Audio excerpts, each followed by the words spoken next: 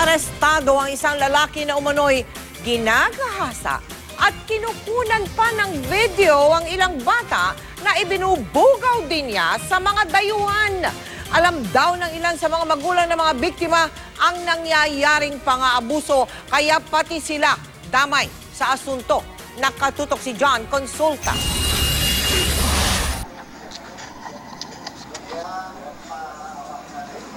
Sa surveillance video ng NBI Anti-Human Trafficking Unit, makikita ang daan patungo sa hideout ng target na sangkot sa cybersex operation.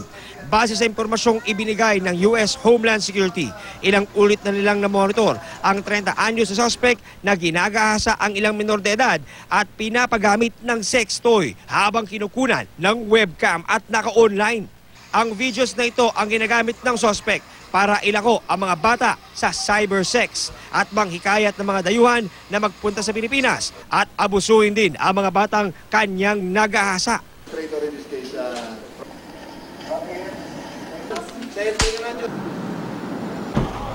Agad sinalakay ng NBI at Homeland Security ang target na cybersex din sa Taguig.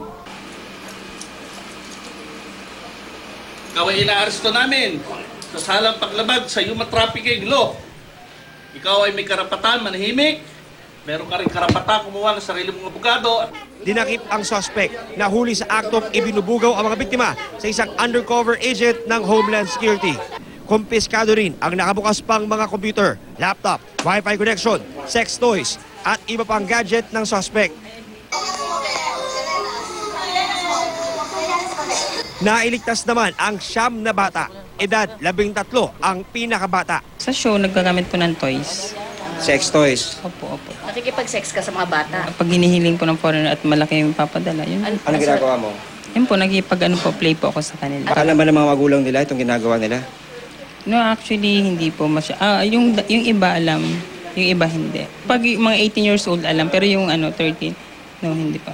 Isinama rin ng NBI ang ilang magulang ng mga bata na sinasabing alam ang ginagawa sa kanilang mga anak.